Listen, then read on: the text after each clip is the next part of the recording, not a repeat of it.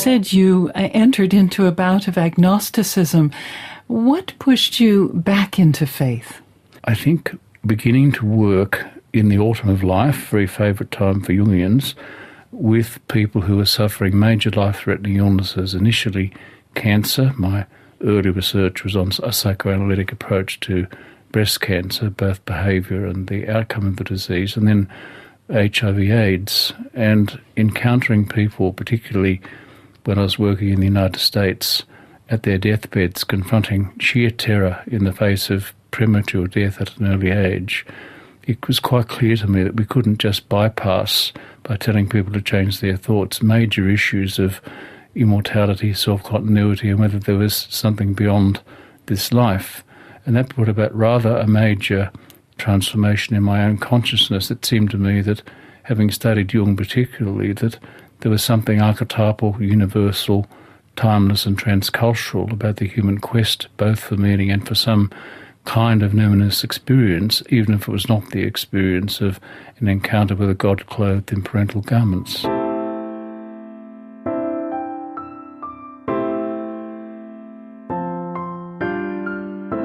Well, David, hasn't the modern effort to understand mental illness been a movement away from religion toward a scientific understanding of mental states?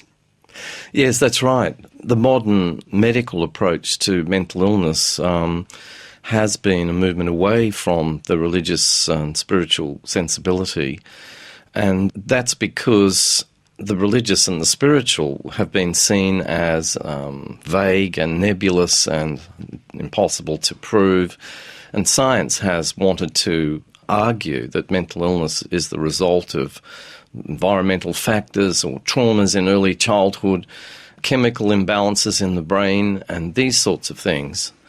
But I think what we see now in medicine is this feeling that there's something missing. And that's why we see so many conferences around Australia at the moment on spirituality and medicine and spirituality and mental health, because medical practitioners and psychiatrists are only too aware, actually, of the fact that the purely material approach to mental illness, while often having some impact, of course, and medication often has wonderful effects, but it rarely gets to the root causes of the problem. And so that's why I think it's now time for the modern approach to mental illness to revisit the ancient models, which included the spirit and the soul.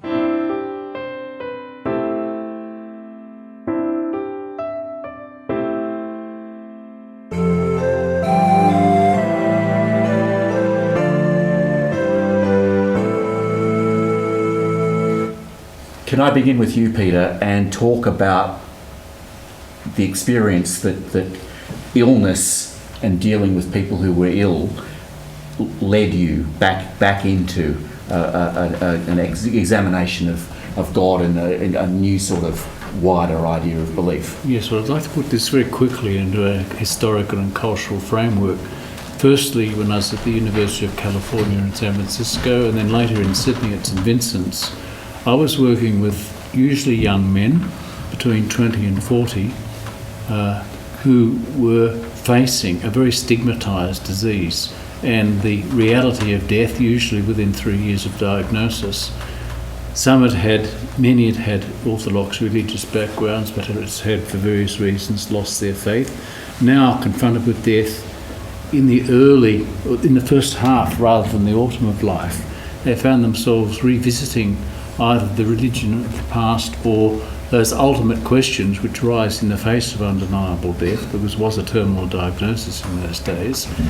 Is there something to support me through this? Is there continuity? Do I have some sense of continuing beyond death? And where am I at in my relationship with God? What do we mean by God today? So I would explore with them, without using all the jargon, the experiences of the mystics, of Hildegard of Bingen, of Julian of Norwich, of Teresa of Avila and St John of the Cross particularly, as well as teaching them, helping them to learn to meditate rather than to go back to formulaic prayers from childhood, to enter more of a space of exploring within for connection with something numinous, and working with dreams and symbols emerging in dreams as well as meditative states as some clue to what the numinous might be for them. And I would like to share this with all of you. I sat at many deathbeds. I lost count of the number. And this was before I had my own near-death experience and sense of what presence and being might be like after death.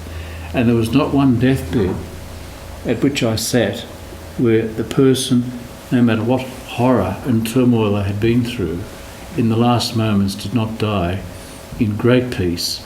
And it was funny, as I was sitting at the bedside, this is getting back to something that you were saying, I experienced in one moment an animated body, a presence, almost something divine.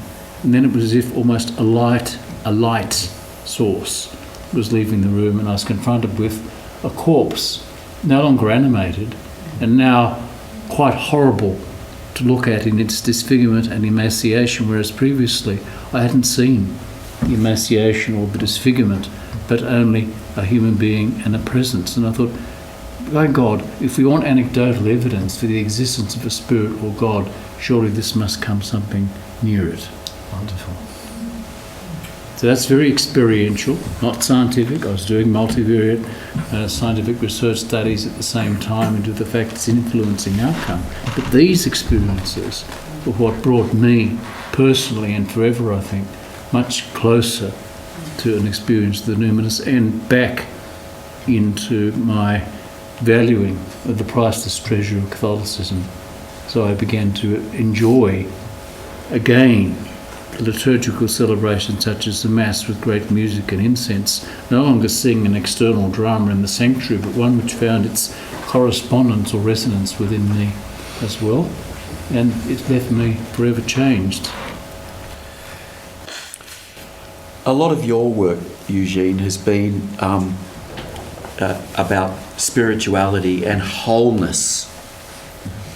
This seems to me to connect very, very closely to the idea of spirituality and health.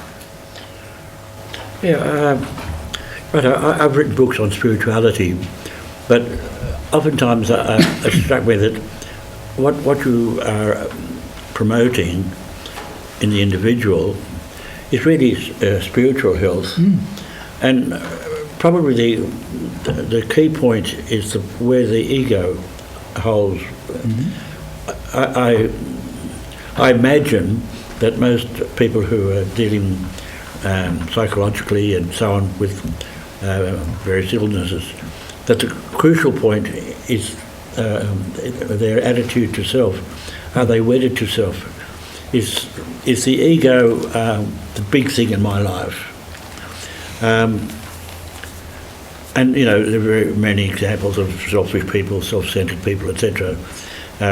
We have wars that have been started by megalomaniacs like Stalin and Hitler and so on, blatant examples. But even among good people, I've struck this among, say, priests or religious who are very active in the church, and they've got a reputation for being, you know, high up and so on. But the way some individuals have managed to make it all revolve around themselves, I think that's a tragedy, that they've been able to get away with doing good things and getting good reputation, but in fact it's all about themselves, a kind of narcissism, a spiritual narcissism. And I read a book by Ruth Burrows called The Essence of Prayer, and she hits on that too, that this is a big, big danger, a spiritual disease in fact, and it can cloak it with all sorts of good works and seemingly being a very pastoral person. So I think what is good for spiritual health is also good for personal health. I think I would like to add that I never aimed at this stage to no antiretroviral drugs or anything approaching healing in a psychological or even a mental sense, if you're talking about curing a disease or an infection, but a movement towards wholeness. And I had to empty myself out.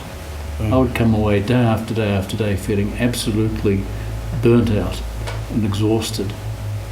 but I had to be totally present for that person, sometimes for hours, as before they passed away. There's an emptying of self rather than a aggrandisement of self.